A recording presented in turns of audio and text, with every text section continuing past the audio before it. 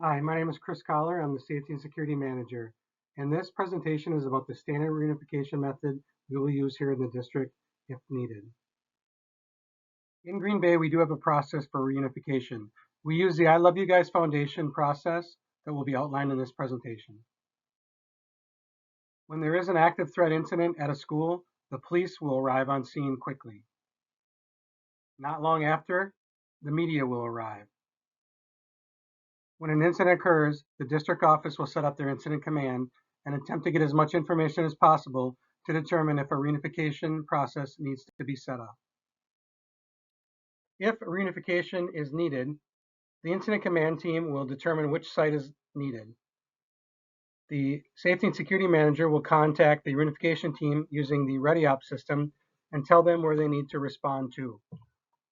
They will also work to set up an assembly area for the students and staff to gather, and the transportation department will work to get buses available to bring our staff and students to that location. After being notified that the reunification team is needed, they will mobilize at the school that is chosen. In most needs for reunification, we will be using district locations for that process. The only non-district location that will be used will be the Crest Event Center if needed. When the reunification team arrives at the site, they will meet with the safety and security manager or whoever is in charge at that location. The priorities for reunification are the student and staff well-being, student and staff location, and identifying missing students and staff. In the reunification guidelines, there will be designated roles and responsibilities for everyone involved. The district incident command team will have designated roles to be a part of the process. The reunification team will also have designated roles and duties, which were laid out in the reunification plan. Understand that even though you might be listed under a specific duty, depending on the number of people that are at the site, your job duties might change. Supplies for the reunification site are located in 5 totes that are on the bleachers in the old gym on the first floor. There is also a tote containing the reunification paperwork that needs to be completed. All of these items will be brought to the reunification site. The reunification site will have a reunification operation kit on site. This contains binders full of job descriptions for all of the people that will be utilized as part of the process. So let's explain how reunification works. When the staff and students arrive, they will be brought into an assembly area where they can stay together. As they arrive, we will collect the names of the staff and student so we know who is at the reunification site. Staging the reunification site. When staff and students arrive with the buses, they immediately go into a student assembly area. We, as a site team, will set up different areas where we can do parent check-in and then reunification with students out of the assembly area. We will also provide areas for crisis counseling as needed, interviews with law enforcement, and designated areas where we'd have our staff work with our parents to get the paperwork completed. For each possible district site that would be used for reunification, a floor plan layout has been created showing where we would set up for reunification. As families arrive, we'll have greeters outside that will give each family member a piece of paper for them to fill out so they can tell us who they are there to pick up. As families arrive to collect their children, they will be required to provide the student's name and grade, their name and signature, and what their relationship is to the student that they're picking up. This will be used as part of the check-in process to verify that the people that are arriving have the authorization to pick up the children. This process can be completed in 6 steps. The first step is the greeting. When the parents arrive, we will have staff that are the greeters who will provide them with the paperwork to fill out and explain what they need to do. One important piece of information that is in the paperwork for the parents is not to yell at our district staff, as this process will take some time to complete.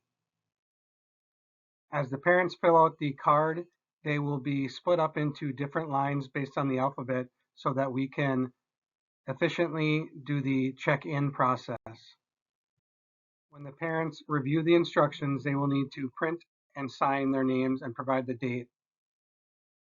When a family gets to the beginning of the line, the district staff will verify the name of who is picking up the student to make sure that they are allowed to do so by checking it against Infinite Campus.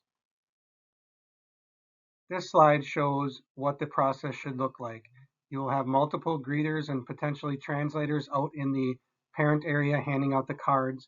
We will have designated tables set up based on alphabet, and the number of tables will depend on the number of checkers that we have available. And then we'll have someone as an accountant who would be checking the names against a roster and putting the two parts back together. The reunification information card has two sections. The bottom section will be taken off by the reunifier, who will take it into the assembly area and go locate the student. If the student is at the site and located, they will be brought to a different area of the building where the reunifier will verify that the student is comfortable leaving with that adult. Then the reunifier will put the time and initial when the student was reunified with the family member. The reunifier will then bring this portion of the information card back to the accountant, who will match it up with the top portion of the paperwork that was filled out earlier. What do we do if the student is not at the assembly area? We would take the parent and separate them from the line and put them in an area with a victim advocate or crisis counselor while we determine what location the student might be at. It is possible that the student may have barricaded in the school and still could be inside. It's possible that the student evacuated the school and did not go to the rally point, but went home or to another location. We may need to consult with law enforcement to see if they can assist in determining where the student went, or possibly the parent can provide information in contacting the student using a phone if they have one.